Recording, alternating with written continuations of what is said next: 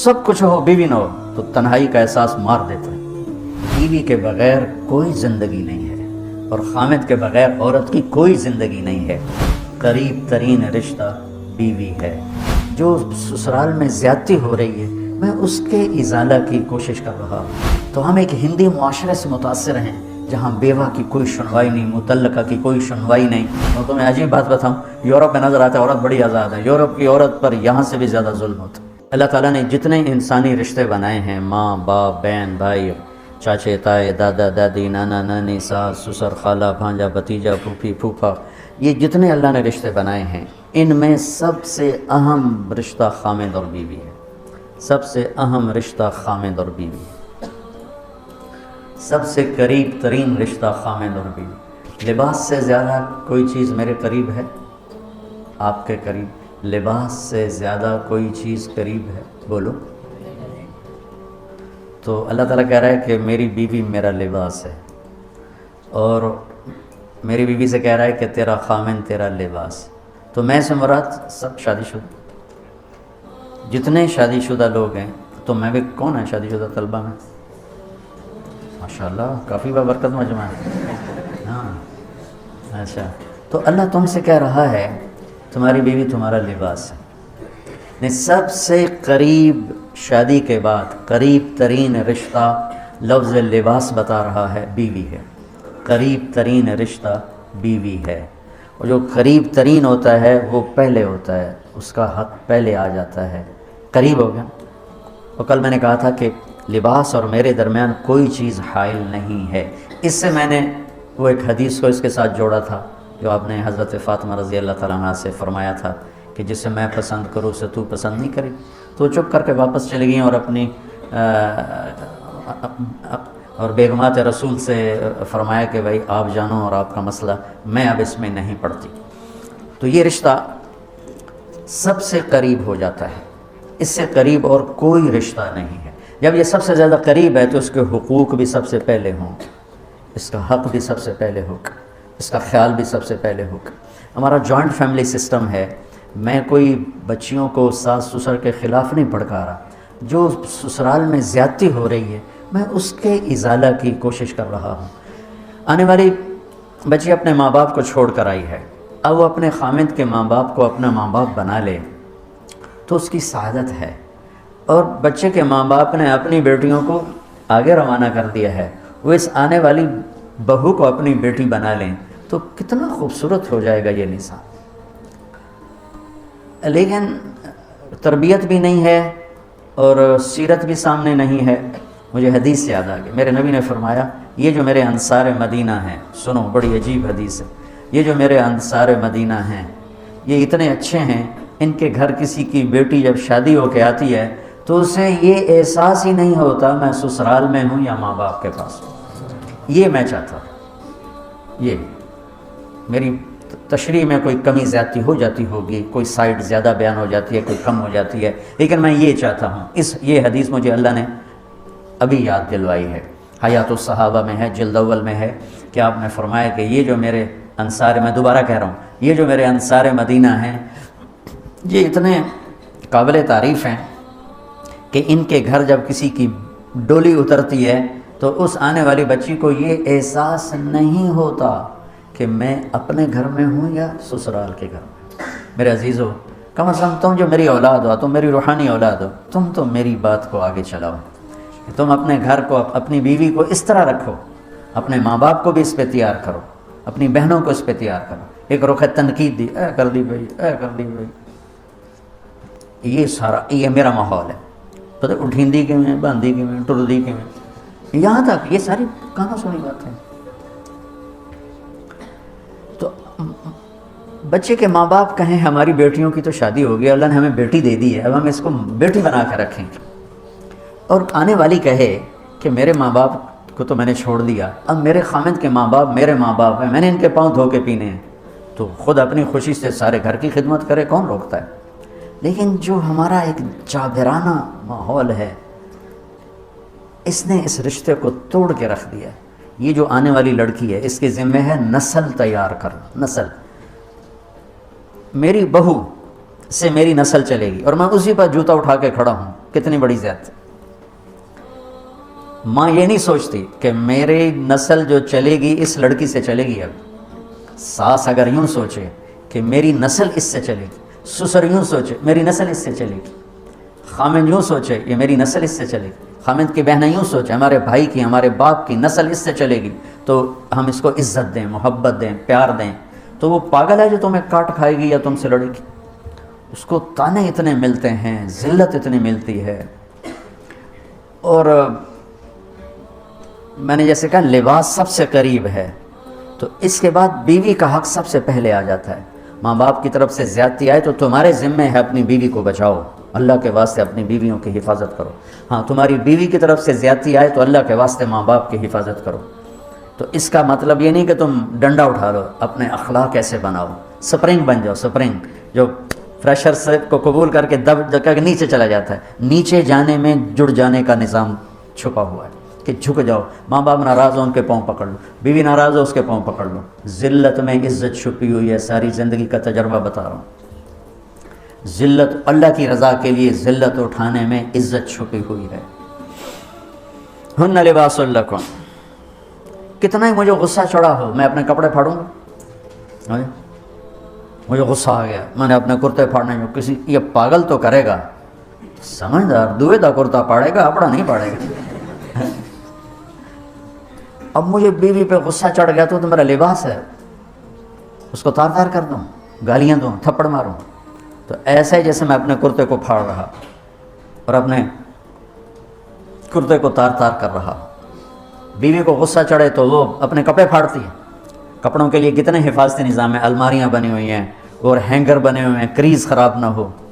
ہم کھاتے ہوئے کیا کرتے ہیں، آگے اگر کپڑے نئے پہنے ہوں تو آستینیں چڑھا لیتے ہیں کہ کہیں کوئی شوربہ کچھ سالن ادھر نہ لگ جائے، ادھر نہ لگ جائے. میں جب بھی بیٹھتا ہوں تو میری بیوی کہتی ہے آستینیں چڑھاؤ، آستینیں چڑھاؤ لگ نہ جائے. اور آگے ہم کیا کرتے ہیں، تولیہ رکھتے ہیں، نیپکن رکھتے ہیں، رومال رکھتے ہیں. بڑے بڑے ہوٹلوں میں جاؤ تو پہلے وہ ساتھ رکھا ہوتا ہے کہ کوئی کھانے کا ذرہ گرے، سالن کا کوئی قطرہ گرے تو آپ کے کپڑے خراب نہ ہوں. ہم کیچڑ میں جا رہے ہوں تو ہم اپنے پاؤں گندے کر لیتے ہیں، کپڑے گندے نہیں ہونے دیتے. اپنے شلوار اوپر کر لیتے ہیں، پتلون اوپر کر لیتے ہیں، پاجامہ اوپر کر لیتے ہیں.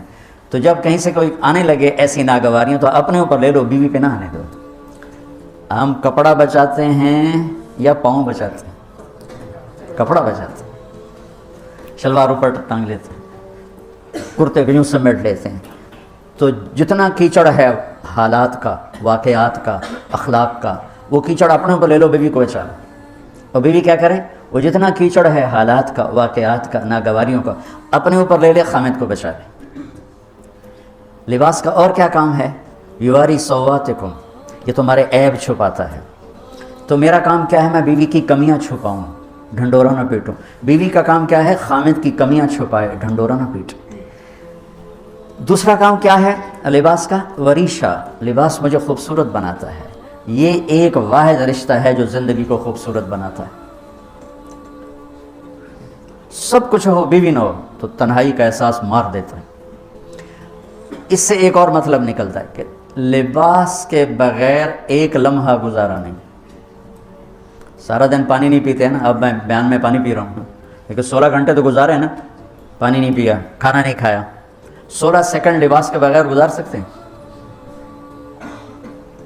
بولو. کوئی بھی کمرے میں نہ ہو، تم تنہا ہو، تم کپڑے اتارو تو تم اپنے آپ کو عجیب فیل کرو گے. تم خود اپنے آپ کو چادر میں چھپانے کی کوشش کرو گے. لباس ایک ایسی زبردست ضرورت ہے بلا دلیل کہ تم تنہا کمرے میں بھی کپڑے اتارو تو تم اپنے آپ کو عجیب سا محسوس کرتے ہو. اس سے پتہ چلا کہ بیوی کے بغیر کوئی زندگی نہیں ہے اور خامد کے بغیر عورت کی کوئی زندگی نہیں ہے. یہ ہمارا بدبخت معاشرہ ہندی کہ کسی بچی کو طلاق ہو جائے وہ گل سڑ کے مر جاتی، اس کی شادی نہیں ہوتی. کوئی جوان بچی بیوہ ہو جائے وہ سسک کے مر جاتی، اس کی شادی نہیں ہوتی. کوئی 40-50 سال کا ہو جائے مرد، اس کی بیوی مر جائے، کوئی اس کو لڑکی دینے کے لیے تیار کوئی نہیں.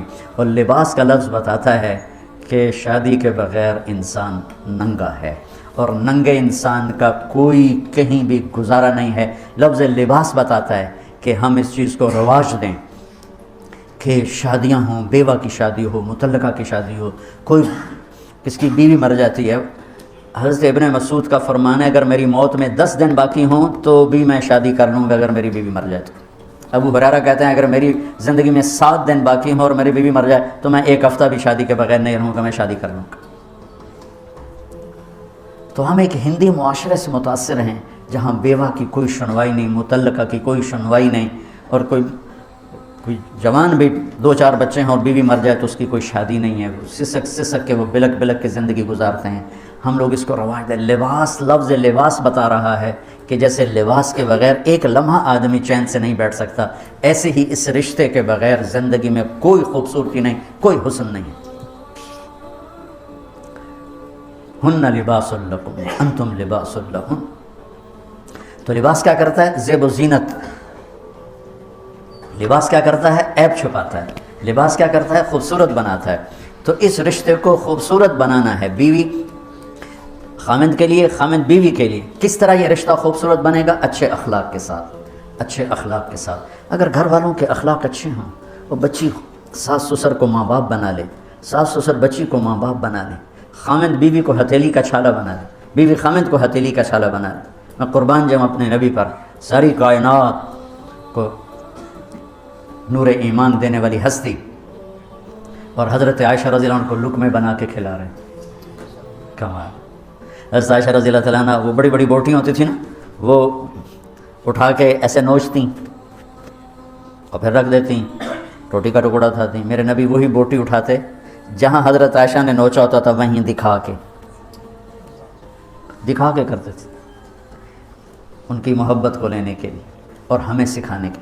حضرت عائشہ گلاس اٹھاتی، وہ بڑے بڑے ہوتے تھے، اب تو یہ چھوٹے چھوٹے گلاس ہیں، بخل کا زمانہ آ گیا، پانی بھی تھوڑا دیں گے۔ ہمارے دیہات کا کلچر تھا، اب تو مٹ گیا ہے، مہمان ہی کوئی نہیں ہوتے۔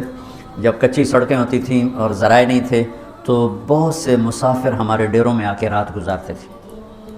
ہماری پہچان والے نہیں، اجنبی راہگیر، کوئی پہچان والے بھی، لیکن جو بھی تھے، کوئی اپنے ہیں، پہچان والے ہیں، دوست ہیں، مسافر راہگیر ہیں، ان کو رات کو کھانے کے بعد دودھ پلانا یہ ہماری تہذیب تھی کہ جتنے بھی ہیں دیرے میں 15 ہیں، 20 ہیں، 1 ہے، جاؤ بھائی روٹی کھا لی، ہاں دودھ پلاؤ سارے ہیں۔ جانور بہت زیادہ ہوتے تھے، کھیتی باڑی کم ہوتی تھی، دودھ وافر ہوتا تھا۔ وہ گلاس اتنے بڑے بڑے ہوتے تھے، 3-3 پاؤ کا گلاس ہوتا تھا۔ تو ایک ہمارے دادے کے زمانے کا نا چاچا لال سنپال، وہ آ گیا دیرے میں، نوکر گیا دودھ پلانے، تو گلاس کو دیکھ کے نوکر سے کہندا پتر میں نہیں پیندا۔ اسا کہا چاچا کیوں نہیں پینا؟ اسا کہا 2 تو ود پیواں تو بے غیرت بنا، تے 2 تے میرا گزارا نہیں جاتا۔ میں نہیں پیندا۔ تو حضرت عائشہ رضی اللہ تعالیٰ عنہ گلاس اٹھاتی اور یہ پیا، یہ رکھا۔ میرے نبی اٹھاتے اور جہاں حضرت عائشہ کے ہونٹ لگے ہوتے تھے وہاں ہونٹ رکھ کے یہ زندگی سکھائی ہے۔ یا عائشو، کیا محبت سے بولا عائشہ نے، یا عائشو، یہ عاشقانہ انداز ہے، محبوبانہ انداز ہے۔ یا حمیراء، عائشہ آؤ دوڑ لگائیں۔ عائشہ مجھے پتہ چل جاتا ہے جب تو میرے اوپر ناراض ہوتی ہے۔ حضرت عائشہ نے کہا وہ کیسے؟ کہ جب تو میرے اوپر ناراض ہوتی ہے نا تو یہ نہیں کہتی مجھے رب محمد کی قسم، تو کہتی مجھے رب ابراہیم کی قسم۔ جب تو میرے اوپر راضی ہوتی ہے تو کہتی ہے مجھے رب محمد کی قسم، اور جب تو میرے اوپر ناراض ہوتی ہے تو کہتی مجھے رب ابراہیم کی قسم۔ کہ یا رسول اللہ صلی اللہ علیہ وسلم نام ہی آپ کا نہیں لیتی، میرا تو دل آپ پہ، کیا میری جان قربان ہے آپ پر۔ عرب کے ماحول میں اظہار عشق عیب تھا بیوی سے، ہاں معشوق سے اظہار عشق، ساری شاعری بھری پڑی، تم نے شعراء جاہلیت پڑھو یا بعد کے پڑھو، بھری پڑی۔ وَهَلْ تَبْكِينَ لَيْلَا إِذَا مِتُّ قَبْلَهَا وَقَامَ عَلَىٰ قَبْرِ النِّسَاءُ النَّوَائِحُ لَيْلًا كَمَا لَوْ أَصَابَ الْمَوْتُ لَيْلًا بَكَيْتُهَا وَجَادَ لَهَا دَمْعًا مِنَ الْعَيْنِ صَافِحُ وَأَغْبِطُ مِنْ لَيْلًا بِمَا لَا أَنَالُهُ بَلَا كُلُّ مَا قَرَّتْ بِهِ الْعَيْنُ طَائِعُ وَلَوْ أَنَّ لَيْلًا، دیکھو لیلہ لیلہ لیلہ، 4 شعر ہیں لیلہ، ہر شعر میں لیلہ۔ وَلَوْ أَنَّ لَيْلَ الْأُخَيْلِيَّةَ سَلَّمَتْ عَلَيَّ بَدُونِي جَنْدَلٌ وَصَفَائِحُ لَسَلَّمْتُ تَسْلِيمَ الْبَشَاشَةِ أَوْ زَقَا إِلَيْهَا صَدًا مِنْ جَانِبِ الْقَبْرِ صَائِحُ۔ وہ بڑے زور شور سے لیلہ لیلہ لیلہ اپنے اشعار میں کہہ رہا ہے۔ لیکن بیوی سے اظہار عشق عیب، موت، اس ماحول میں جس میں بیوی سے اظہار عشق ایک عیب تھا، اور معشوق سے اظہار عشق شاعری بھری پڑی ہے. ترکت ہوا لیلا وسعد بمعزل، کیا کیا خوبصورت شاعری ہے. بے بالشموس الجانحات غواربا، اللہ بساط من الحریر جلاببا، حاولنا تفدیتی وخفنا مراقبا فوضعنا ایدیہن فوق ترائب. عرب کی شاعری بھری پڑی ہے عشق و معشوقی سے. اس ماحول میں میرے نبی سے ایک شخص کہتا ہے یا رسول اللہ من احب الناس الیک، آپ کو سب سے زیادہ کس سے پیار ہے؟ بھری محفل ہے، مسجد الگ نہیں یوں کر کے پوچھ رہا ہوں، بھری محفل میں آپ سب سے زیادہ کس سے پیار کرتے ہیں؟ تو آپ نے زور سے کہا عائشہ سے. اللہ اکبر اللہ اکبر، ہائے ہائے ہائے ہائے. وہ تو ہل گئے، وہ کہنے لگے، ان کی تو سمجھ میں نہیں آئی بات، تو انہوں نے کہا یا رسول اللہ میرا مطلب ہے مردوں میں آپ کس سے زیادہ پیار کرتے؟ تو آپ کو اندازہ ہو گیا بھائی کیوں یہ پوچھ رہا ہے، اس کو ہضم نہیں ہوا جواب. تو آپ نے کہنا تھا ابو بکر سے، تو آپ نے فرمایا مردوں میں عائشہ کے ابا سے، ابوہا عائشہ کے ابا سے. کیا زندگی سکھائی. ہن لباس لکم وانتم لباس لہن، یہ تمہارا لباس ہیں. تمہیں کتنا ہی غصہ چڑھے لباس تو نہیں پھاڑو گے. تمہیں غصہ چڑھے بیوی کو بے عزت نہ کرو. بیوی کو غصہ چڑھے تو کرتا پھاڑے گی، اپنا دوپٹے کو آگ میں ڈالے گی نہیں، اس کو بچائے گی. صرف پاگل یہ کام کرتا ہے. اسی ایک لفظ لباس کے اندر زندگی گزارنے کا پورا طریقہ موجود ہے. اور اسی کے اندر بیواؤں کی، مطلقہ کی، رنڈوے کی شادی کا اشارہ خوبصورت موجود ہے کہ لباس کے بغیر تو ایک لمحہ انسان نہیں گزار سکتا. تو اس کو رواج دینا یہ ہمارے ذمے ہے، اور اپنے نبی کی معاشرت کو بتانا یہ ہمارے ذمے ہے. ہم تو ان مسائل میں پڑ گئے جن کا نہ جنت سے تعلق ہے نہ جہنم سے تعلق ہے. الٹا وہ مسائل جس میں زیادہ اختلاف ہے اس میں زیادہ بولنا، زیادہ تقریریں کرنا، اس چیز نے ہمیں اپنی منزل سے بہت دور کر دیا. ہم کھو گئے ہیں، کہیں اور چلے گئے ہیں. تو اس عرب کے ماحول میں میرے نبی نے لباس بنا کے دکھایا. صفیہ رضی اللہ تعالیٰ عنہ چھوٹے قد کی تھیں، اونٹ پہ سواری کے لیے وہ خود نہیں کر سکتی تھی، آپ نے اپنا گھٹنا آگے کر دیا. حضرت صفیہ نے آپ کے گھٹنے پر پاؤں رکھا اور اس کو زینہ بنا کے آپ نے ان کو اوپر چڑھایا، زینہ بنا کے. جہاد کے سفر سے واپسی ہو رہی ہے. سب صحابہ سے کہا آگے نکل جاؤ. سب آگے نکل گئے، اتنا نکلے کہ غائب ہو گئے، نظر نہیں آ رہے. تو آپ نے کہا عائشہ دوڑ لگائیں. اللہ، عائشہ دوڑ لگائیں. ہم نے کہا لگائیں. تو حضرت عائشہ فرماتی ہیں میں نے دوڑ لگائی، میں آگے نکل گئی، آپ پیچھے رہ گئے. کچھ سال گزر گئے، جہاد کے سفر سے واپسی ہو رہی. آپ نے کہا عائشہ دوڑ لگائیں. ہم نے کہا جی لگائیں. ہم نے کہا چلو بھائی آگے چلے جاؤ. سب آگے چلے گئے، غائب ہو گئے. تو کہنے لگے میں نے دوڑ لگائی، میں موٹی ہو گئی تھی، میں پیچھے رہ گئی، آپ آگے نکل گئے. تو آپ نے کہا حاضی بتلک، اب ہمارا تیرا حساب برابر ہو گیا. آپ بچوں زندگی تو پڑھو کہ تمہارے نبی نے کیا خوبصورت زندگی گزاری ہے. ایک صحابی کہتے ہیں دائم الفکرہ متواصل الاحزان، کیسے تھے ہمارے نبی؟ تو وہ جواب دیتے ہیں بڑے غمگین، بڑے فکر مند. ٹھیک ہو، یہی سوال ایک شخص حضرت عائشہ سے کرتا ہے کیسے تھے ہمارے نبی؟ کہتی ہیں کان ضحاکن بسامن، بڑے ہنسنے والے، بڑے مسکرانے والے. ایک کہہ رہا ہے بڑے غمگین، بڑے فکر والے، ایک کہہ رہی ہیں بڑے ہنسنے والے، بڑے مسکرانے والے. یہ فرق کیوں ہے؟ ایک نے دیکھا ہے مسجد کے ماحول میں، وہاں نبوت کی ذمہ داری مقدم ہے اور اس کا احساس آپ پر وزن ڈال رہا ہے. اما عائشہ نے دیکھا مسکراتا ہنستا کہاں؟ گھر میں آپ مسکرانے والے ہیں، آپ ہنسنے والے ہیں. اور نبوت کی ذمہ داری ہے، درد بھی ہے، لیکن اس کو اندر چھپا لیا ہے. اب بیگم کو ہنس کے دکھا رہے ہیں، خوش ہو کے دکھا رہے ہیں، اور ان کے ساتھ لاڈ کر رہے ہیں، ان کے ساتھ پیار کر رہے ہیں. وہ جو حدیث زرع ہے شمائل ترمذی کی، کتنی لمبی چوڑی وہ لایانی کہانی، اور آپ نے بیٹھ کے ساری سنی. آج کا تو کوئی بزرگ ہو تو کہتا ہو تو کیا لایانی شروع کر دی، اتنی دیر میں تو ذکر ہو سکتا تھا.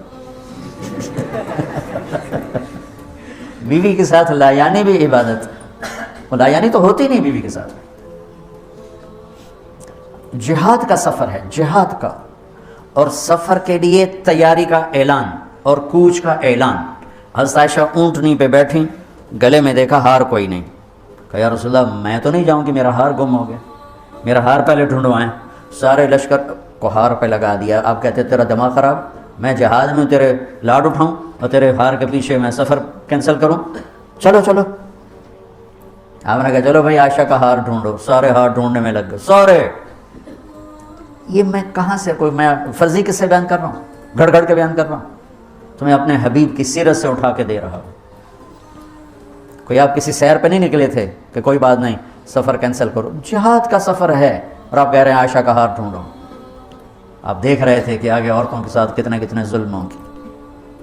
تم کو بھی سنو ان کی چیخیں اور آہیں جو میں سنتا ہوں تمہارے کلیجے پھٹ جائیں کہ کس قدر ظلم ہے۔ اور تمہیں عجیب بات بتاؤں، یورپ میں نظر آتا ہے عورت بڑی آزاد ہے، یورپ کی عورت پر یہاں سے بھی زیادہ ظلم ہوتا، دیکھنے میں وہ آزاد نظر آتی لیکن اوف اللہ اللہ۔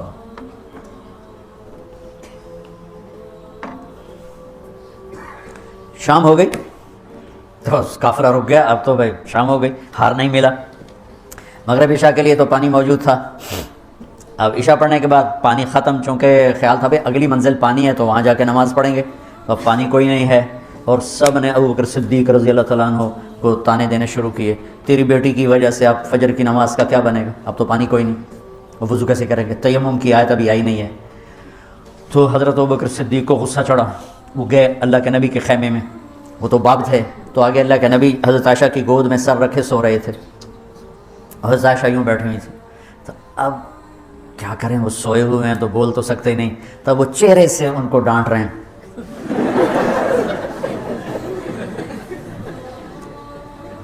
اور آگے بڑھ کے انگلی یہاں ماریں ٹک یوں، وہ کہتی میں ایسے ہو گئی تاکہ انگلی کے درد سے میں یوں نہ ہوں کہیں اللہ کے نبی جاگ نہ پڑیں، تو ٹک ٹک ٹک ٹک تیری وجہ سے آج سارے صحابہ تکلیف میں اور پانی کوئی نہیں ہے، گویا چہرے سے سارا کچھ کہہ رہے ہیں، یوں کر رہے ہیں، چہرے سے سارا کچھ بتا رہے ہیں، اور غصے میں باہر آ گئے۔ اللہ کے نبی کی آنکھ کھلی، پتہ چلا پانی کوئی نہیں، نماز کا ٹائم ہے۔ اللہ نے کہا چلو فتیمموا صعیدا طیبا، چلو بھائی مٹی سے تیمم کرو، ہم نے تمہیں پانی سے بھی بے نیاز کر دیا۔ تو پھر سعد بن عبادہ کہنے لگے ابو بکر تیرے گھرانے کی یہ پہلی برکت تھوڑا ہی ہے، اور بھی بڑی برکتیں پہلے ملی ہیں، پہلے سب ناراض ہو رہے تھے، پھر سارے خوش ہو گئے کہ یہ کیا مل گیا، اللہ نے ہمیں تیمم دے، کسی امت کو تیمم نہیں ملا۔ دیکھو نا یوں کر کے کر لو، اس سے کوئی پاک ہوتا ہے، اور پھر یوں ایسے کر لو، چلو بھائی غسل سے بھی فراغت ہو گئی، پانی کوئی نہیں ہے تو ہمیں غسل کی ضرورت پڑ گئی ہے، تو اتنا ہی کام ہے ضربتان۔ حضرت عمار بن یاسر نیا نیا تیمم کا حکم آیا تھا، پتہ تھا نہیں کیسے کرنا ہے، تو وہ سفر میں تھے تو ان کو ضرورت پڑ گئی نہانے کی، ان کا اب وضو کے لیے تو تیمم ہے بھائی یوں کر لو، لیکن نہانے کے لیے تو تیمم کیسے کروں گا، تو سارے کپڑے اتار کے ریت پہ کبھی یوں لوٹ کبھی یوں ہو رہا ہے کبھی یوں ہو رہا ہے، تھے بھی بڑے لمبے چوڑے عمار بن یاسر، آ کر کہنے لگے یا رسول اللہ آج میں نے یوں تیمم کیا ہے، آپ نے کہا انما یکفیک ضربتان، ارے وہاں بھی تجھے 2 ضربیں ہی کافی تھیں، یہ اور یہ۔ تو نماز پڑھی گئی، حضرت عائشہ نے کہا یا رسول اللہ ٹھیک ہے ہار نہیں ملتا چلیں۔ جب میرے نبی سے اماں عائشہ نے کہا چلیں، تب آپ نے کہا چلو، اور جب اونٹنی کو اٹھایا تو ہار اس کے نیچے گرا پڑا، وہ دھاگا ٹوٹا اور پھسل کے نیچے چلا گیا، وہ سارے ادھر ادھر ڈھونڈتے رہے، اونٹنی کو کسی نے اٹھایا نہیں۔ اللہ نے تیمم کی رخصت دینی تھی، اور ایک ہمیں خوبصورت زندگی کا درس دینا تھا کہ اتنے بڑے سفر میں بھی بیوی کے لاڈ کو مقدم کیا، ضرورت کو نہیں۔ ہار ضرورت ہے، بولو بولو، اس لیے کہلوانا چاہتا ہوں کہ تمہیں مشکل سبق بتا رہا ہوں، یہ یہاں کرسی پہ بیٹھ کے بتانا بہت آسان ہے، جب ناگواری آتی ہے پھر پتہ چلتا ہے کہ اب اپنے آپ کو سنبھالنا کیسے۔ اگر ناگواریوں کو سہنا سیکھ جاؤ گے تو تمہارا گھر جنت بن جائے گا، اگر ناگواریوں کو اگلنا شروع کرو گے تو تم اپنے گھر کو جہنم بنا لو۔ یاد رکھنا، شکل صورت چند دن، روپیہ پیسہ ایک دن بھی نہیں، کپڑے زیور گاڑیاں چند دن، اور اخلاق موت تک ساتھ دیتے۔ اخلاق کا حسن کبھی باندھ نہیں پڑتا، اخلاق کے حسن و جمال کو کسی میک اپ کی ضرورت کوئی۔ بمکارم الاخلاق کن متخلقا لیفوہا ثناء جدک العطر الثنی فاصدق صدیقک ان صدقت صداقتا فادفع عدوک باللتی فاذا الذی۔ ضمیری کہتے ہیں کہ ایسے اخلاق بنا کہ تم مشک کی طرح مہکے، دوست کو دوست بن کے دکھا. اور فدفع عدوک باللتی فاذا الذی، یہ مصر آپ کی فصاحت پر پتہ بتاتا ہے کہ کیا کمال سے آیت کو اس مصر میں فٹ کیا. فدفع عدوک باللتی فاذا الذی، ادفع باللتی ہی احسن فاذا الذی بینک وبینہ عداوۃ کانہ ولی. فدفع عدوک باللتی فاذا الذی.